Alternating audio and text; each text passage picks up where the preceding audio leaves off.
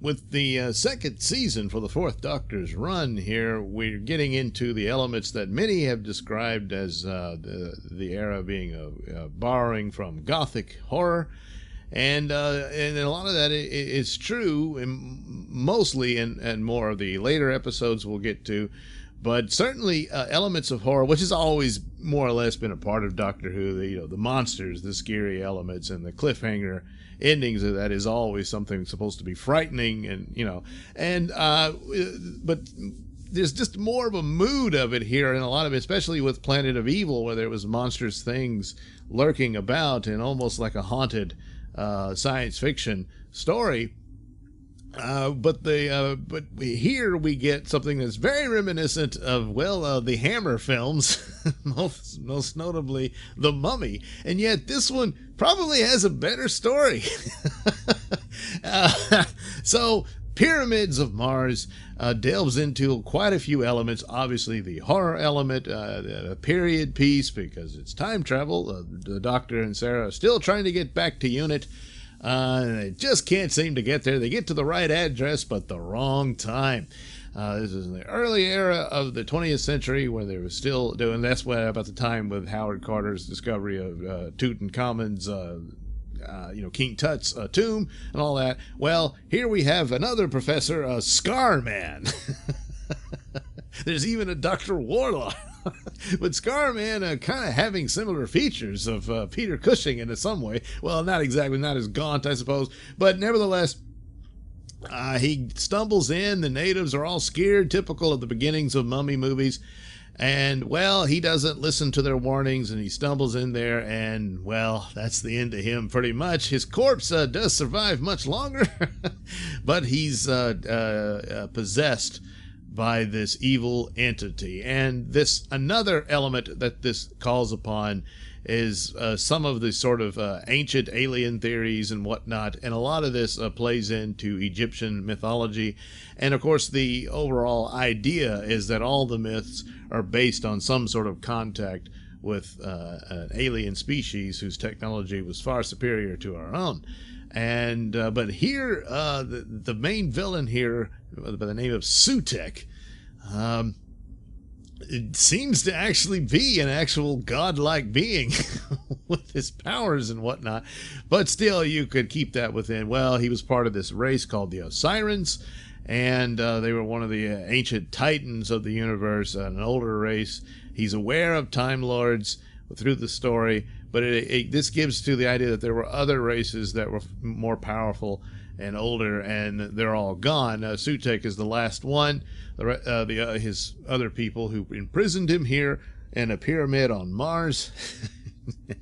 That's where it is. See, there really is one on there. I know. You see those photographs, and it's not just a face. And don't mess with it, because of course he's gone now. But so there he was. Osiris was a real person, and his brother was Sutek, or Set, as it were, and he was evil and everything. And so they didn't want to kill him because they had the same conflict that the Doctor had over killing the Daleks. Yeah, what it was. So they decide to imprison him behind a force field where he's pretty much, for all intents and purposes, paralyzed, stuck inside this pyramid. So through some means or other, by disturbing the tomb within the site, Scarman opens up a pathway for this entity to reach out and take possession of him. And then we're off to the races. Back at his home estate, there is an Egyptian man, I believe, who is apparently a secret follower of the cult of Sutek. And it's all very much like those early mummy movies where there'd be some guy and the mummy would commit crimes for him and all this sort of stuff. He's just a silly dupe, and he immediately gets dispatched by the reanimated corpse of Scarman. And at this home that is revealed to be the future site of the Unit facility where the Doctor, has pretty much had his office there, working for the Brigadier and everything. As the Doctor is traveling in the TARDIS, we get the idea from him that he's he's decided to move on at this point. He's kind of depressed looking and staring off into the distance, and talks about how old he is, and even for a brief moment has a bit of a lapse where he calls Sarah Vicky.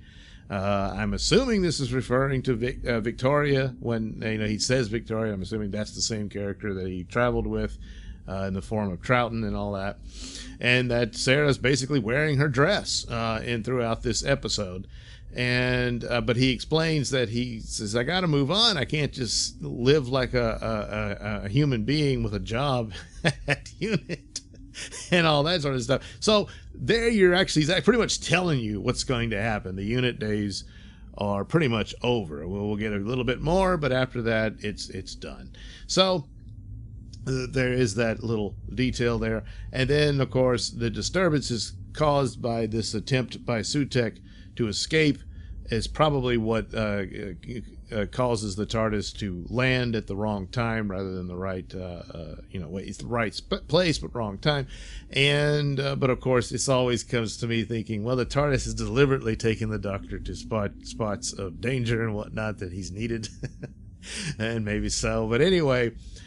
So he lands there, and then they discover what's going on and everything. And of course, it's the only real ridiculous part, well, more or less, is they have mummies, but they're actual robots that are wrapped up.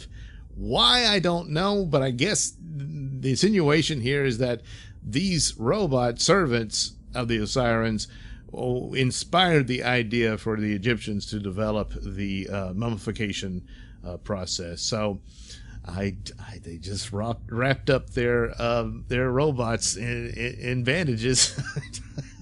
And so that's what you got. But the design of them, where they've got basically it's like a heaving chest, but it's more of like some weird breasts. And two of them even they kill a man by smashing him with their breasts.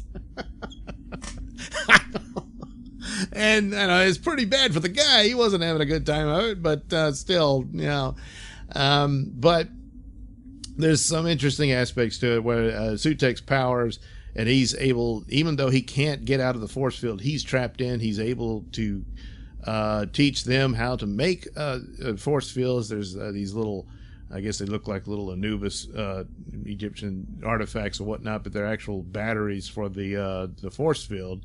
And the Doctor figures out how to deactivate one and all this sort of thing. The missile, he instructs the robots to make a missile that would destroy the Eye of Osiris back on Mars, thus freeing him from the prison. And, well, the Doctor intends to blow this up, but he needs Sarah to shoot it with a rifle, which she does. But Sutekh is able to hold off the explosion with his powers, and so he's able to contain it right before it erupts, so the missile is still safe for the time being. So this leaves the Doctor with only one other choice but to travel to the site through this little teleport device that's within a sarcophagus. Don't ask me how it works. I'm not an Osirian. So he does this. He goes to where Sutekh is, he discovers him and distracts Sutekh long enough so Sutekh looks over and says, who the hell's this guy? And the explosion goes off, and there goes his missile, and he's, oh, damn it. And he's all pissed off, so he starts torturing the Doctor, and then discovers who the Doctor is. He's a Time Lord, and then he realizes, hey, I could use your TARDIS to bring my crew over here. And although I don't understand why they couldn't just transport through the teleport, and then he could have... See, that's quite the plot hole here. In actuality, he sends Scarman, who is actually in some other form when he arrives, and kills the dupe guy. And it's like, well, why not just have him free from that? Either that, or he was only teleporting him from the original site, which was in Egypt. And he teleported him back to his property back in England. So I guess that's how that works. And he just couldn't get him there. I don't know, but the Doctor gets there. So how did So I needed to kind of figure that one out about how that worked. But anyway, ultimately, so then there's a series of traps and whatnot. Sarah gets trapped, and the Doctor has to figure it out. And And he eventually gets to Sutekh, and Sutekh is able to destroy the Eye of Osiris, so he's going to get up, and then the Doctor and then Sarah's like, oh no, it's over, we've lost, and then the Doctor realizes he can use the TARDIS's ability to time travel to control time and sort of trap Sutekh in this loop that he can never quite escape, because he's traveling through time, and his lifespan is just draining as he goes. So I think he calculated that he lived for about 7,000 years or something like that before he finally died, unable to escape this, I don't know, vortex or what have you. And that's the end of Sutekh. Or was it? You could always come back. And they never did in television. I think maybe someone in the comments they did a Big Finish one, I believe. Or maybe it was a novel, something like that. And yeah, he's one of those guys you could revisit. But for all intents and purposes there, he was dead. Now, there was an interesting little vignette also here where the Doctor and Sarah and Scarman's brother, who was this poor bastard who just... Yeah. and so they managed to escape into the TARDIS, and then Sarah says, look, we're in the TARDIS, let's just go. It's one of these things, why not just do that, Well, the Doctor says, yeah, I could, but let me show you what'll happen if we do. So, and here is where Sarah claims she's from 1980, even though this is being taped in the mid-70s. It's like the timeline of UNIT and all that. It's not exactly set. We don't really know when it seems to be in a more future time, even though it clearly begins in the 60s and all that. But anyway, so it's they're, I don't know, 5 years ahead of where they're supposed to be. But so the Doctor goes to 1980, opens the TARDIS door, and it's a barren ruin all over the Earth. It's all apocalyptic and devastated. And he says the Earth's dead because Sutekh won. I didn't stop him. And Sarah, no, it's a trick, and here I know that in recent Doctor Who he says, well, it's only a possible future or whatnot, and here the Doctor's demonstrating that, yeah, this is what would happen if I didn't do this. So he can't just leave these dangerous situations and just, well, screw it, I'm leaving. Because then that sets time on a different course. So the reason Sutekh didn't destroy the Earth is because the Doctor stopped him, and he always was going to. So, yeah, a little interesting thing there about that. And I suppose you could use that to defend that god-awful Orphan 55 episode. Not really, but but in that aspect of it, the end line about alternate possibilities, or a possible timeline or whatnot, is merely just a simple way of saying the whole episode didn't matter. So here it's just a means of why you can't leave the villain to his own devices and hope for the best.